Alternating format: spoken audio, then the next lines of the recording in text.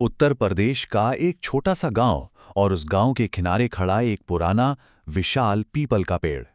कहते हैं आज भी सूरज ढलने के बाद उस पेड़ से एक गूंज सुनाई देती है। पर यह कोई सुनी सुनाई लोक कथा नहीं है, बल्कि एक ऐसी डरावनी याद है जिसे दोहराने से गांव वाले आज भी कांपते हैं। और देखिए, इस कहानी के बारे में एक बात बिल्कुल साफ कही जाती है। यह कोई सुनी सुनाई कहानी नहीं, बल्कि उन यादों का हिस्सा है जिन्हें लोग आज भी अंधेरा होने के बाद दोहराने से डरते हैं। मतलब उस गांव के लिए ये डर सिर्फ एक एहसास नहीं, बल्कि एक जीती जागती हकीकत है। तो फिर होता क्या है जब आज के जमाने का शक सदियों पुराने डर से जाकर टकराता है? आज के विश्लेषण में हम इसी टकराव को समझने की कोशिश करेंगे। तो चलिए कहानी के पहले हिस्से में चलते हैं, गांव का वो अनसुना राज। बात है साल 2014 की, जगह रामनगर गांव। कहानी का मुख्य किरदार है सुमित, जो शहर से छुट्टियां बिताने अपने पुश्तैनी घर आया है। मतलब कोई बहुत पुरानी बात नहीं है ये, जो इसे और भी असली बना देती है। यहाँ ना दो अलग अलग दुनियाएं आमने सामने आती हैं। एक तरफ है सुमित, शहर में पढ़ा लिखा, हर चीज में लॉजिक ढूंढने वाला, और दूसरी तरफ गांव की दुनिया, जहां सदियों से चली आ रही कहानियां और चेतावनियां ही सच्चाई हैं। और इस पूरे टकराव के सेंटर में क्या है? घर के किनारे खड़ा एक विशाल पुराना पीपल का पेड़।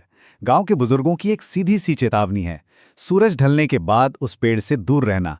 एक ऐसी चेतावनी जिससे सुमित अपनी शहरी सोच की वजह से बस नजरअंदाज कर देता है। तो अब बढ़ते हैं दूसरे हिस्से की तरफ। यहां से कहानी में अजीब आवाजें आनी शुरू होती हैं और डर हकीकत का रूप लेने लगता है। सब कुछ पहली ही रात को शुरू हुआ। घर में एकदम शांति थी, सब सो रहे थे।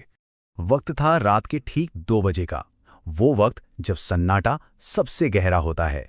और तभी एक आवाज से सुमित की नींद खुल जाती है।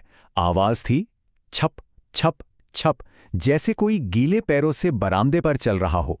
अब जाहिर है सुमित के दिमाग में भी वही सवाल आया होगा जो किसी के भी मन में आता, इतनी रात को बरामदे में कौन है? सुमित हिम्मत करके बाहर देखता है तो बरामदा एकदम खाली।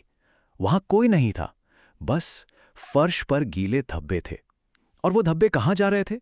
पीछे के दरवाजे की तरफ, सीधे उस पीपल के पेड़ की ओर। ये पहला इशारा था कि जो हो रहा है वो नॉर्मल नहीं है। अब हम कहानी के उस हिस्से में पहुंचते हैं जहां वो अनदेखी चीज पहली बार अपना खौफनाक रूप दिखाती है।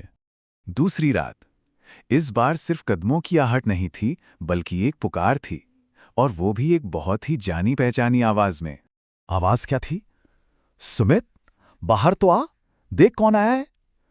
और डरावनी बात यह थी कि आवाज हूबहू उसकी मां की थी।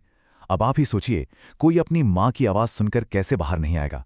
ये एक जाल था, एक बहुत ही चालाक चाल। सुमित जैसे ही पेड़ के पास जाता है, उसे टहनी पर कोई बैठा हुआ दिखता है। फिर वो जो देखता है, उससे उसकी रूह कांप जाती है।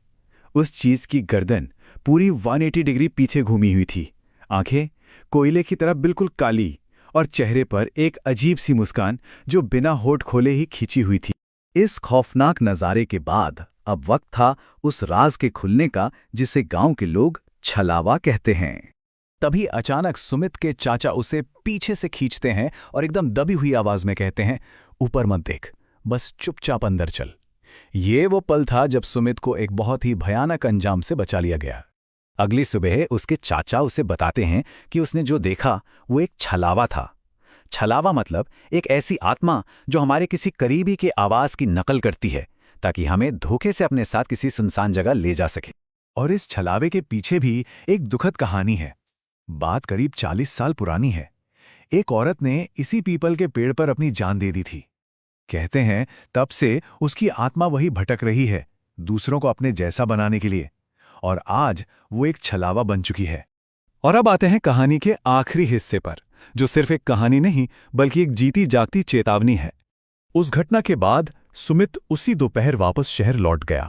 वो उस जगह से तो भाग आया, लेकिन वो याद, वो खौफनाक चेहरा हमेशा के लिए उसके दिमाग में बस गया।